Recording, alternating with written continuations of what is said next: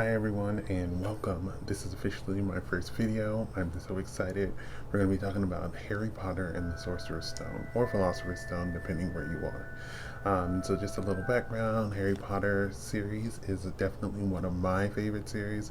I've watched them all plenty of times and I love them. And so, just for the people that don't know, the Harry Potter series is a series of books originally that was written by J.K. Rowling.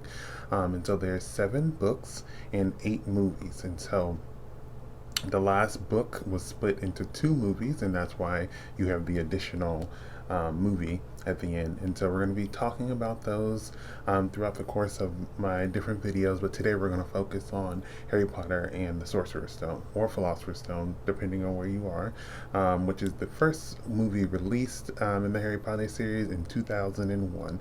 So let's get right into it. At the beginning of the Sorcerer's Stone, we see a baby being delivered to a house.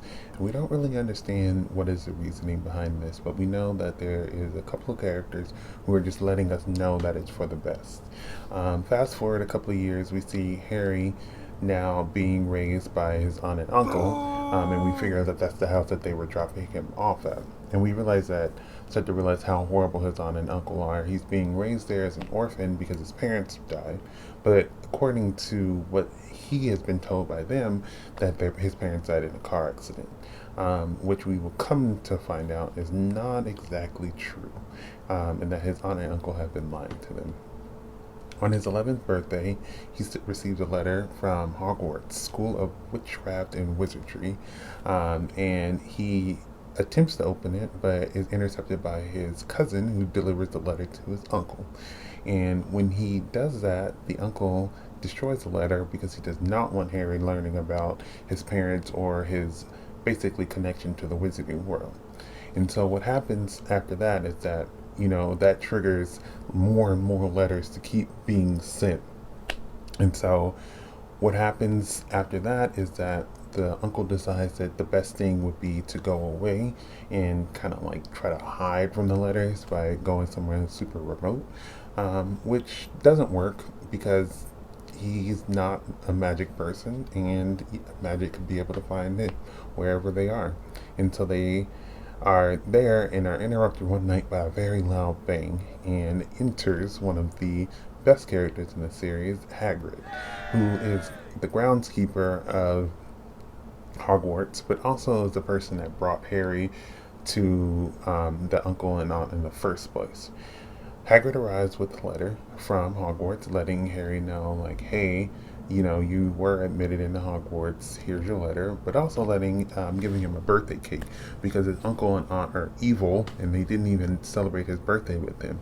And so Hagrid gives him the cake. You'll notice that it's spelled a little wrong. Hagrid isn't the smartest person, but he means well.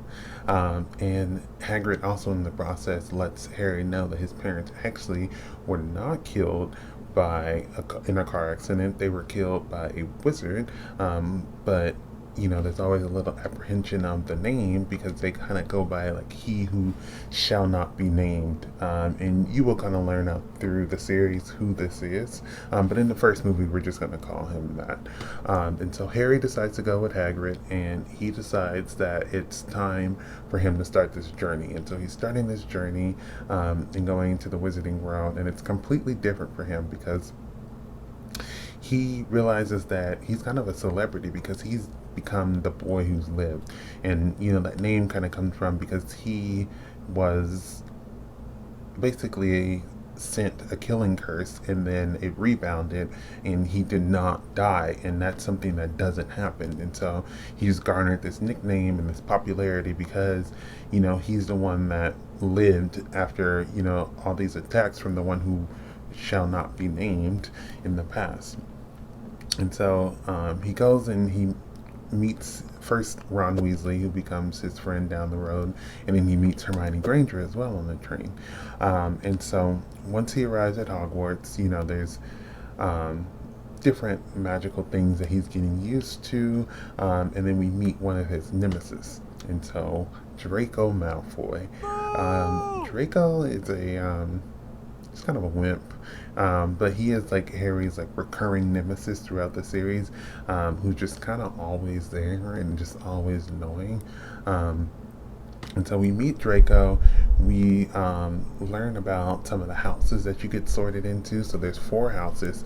And so there's Slytherin, there's Hufflepuff, there's Ravenclaw, and there's Gryffindor. Harry and all of his friends get sorted into Gryffindor. Draco's in Slytherin. There's a little thing that Slytherin is kind of evil. Gryffindor would be kind of like the good guys. And then there's the other two houses that, they're great too. But whatever. And so throughout the series, we see, or throughout the movie, we see Harry, Ron, and Hermione becoming close friends. We see Aww. them kind of like working together and figuring out more about the school. And so as they figure out more about the school, they start to figure out that the school has a lot of secrets. And so along finding these secrets, Harry is also finding out more stuff about his parents, like how his dad played Quidditch, and just kind of learning as it go, and just really trying to take in everything. And he found himself like a different family pretty much with Ron and Hermione. And so that's where they start looking into like the different secrets in the history of the school, and they find out more about the Sorcerer's Stone, and why is it so special, and why is someone trying to steal it, because that is what is trying to happen. And throughout the movie you kind of see like their progression of trying to figure out who's trying to steal this stone. And at the end of the movie you figure out who it is, and I'm not going to say who it is, but I will tell you that is not who you would think it is, because like I said, Hogwarts is full of very many secrets, and definitely lots of mysteries. And so definitely it was crazy the first time I remember finding out who it is, because it's just someone you wouldn't expect to be the person that's trying to steal something from the school, or even brave enough to do that. And so yeah, very interesting to see. Also, the film is filled with magic, it's filled with creatures, and lots of mysteries. And so I think that this movie is a great introduction to the wizarding world and to learn about a new character. Um, I think that the success of this movie in particular, particularly led to kind of like a reinvigoration of book series being adapted into movies. Because I think for a while there wasn't really like a worldwide phenomenon. I mean, you have like the Star Wars and like the Jurassic Parks, but when it came to like what is something like kids would be looking forward to, that's easy for them to understand and easy for them to kind of get into, Harry Potter was like the lead way. And then I think it also led the way for all other book adaptations of, some of the series to be, greenlit and definitely show up on screen. Because, you see after Harry Potter, you definitely had like the Hunger Games or the Twilights, even like the Chronicles of Narnia all kind of started around, the time that the popularity of these fantasy novels were becoming more popular. And so Harry Potter and the Sorcerer's Stone definitely led that way, in my opinion, to definitely have further success with other book series as well. The movie really took the time out to find some of the best actors for the role. And so if you take a look and see, they definitely have some of a really good cast of actors, from the students who were some of the young actors who probably didn't have too much experience, but then you also have like some seasoned actors who had years of experience, and just seeing them like work together, and definitely made the movie great. And so they really, in my opinion, got the best actors that they could for the role.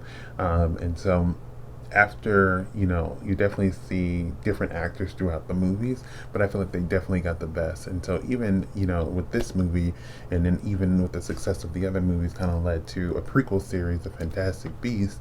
But then also you see now, like, there's the wonderful wizarding world of Harry Potter at Universal Studios. You have multiple Universal Studios. You have Warner Brothers as a tour in Los Angeles and in London. You see like the Harry Potter like themed hotels and Harry Potter themed bars or coffee shops, and so you definitely can see the impact of Harry Potter around the world, and it's definitely cool to see. And so that's just another like cool thing about Harry Potter, is that it's not only a movie, but then you're also going to see it like around the world. You're going to see it in like different places that you might not have thought that you would see it, and you definitely see people that love it, and you're like, oh my god, sometimes you just don't realize how many people loved it. Besides that, thank you for tuning in. Please subscribe to my page down below and look out for more videos. I definitely want to go through this whole series, but I'll definitely spread it out a little bit. But make sure you subscribe, and everyone stay safe, have fun, and goodbye, everyone.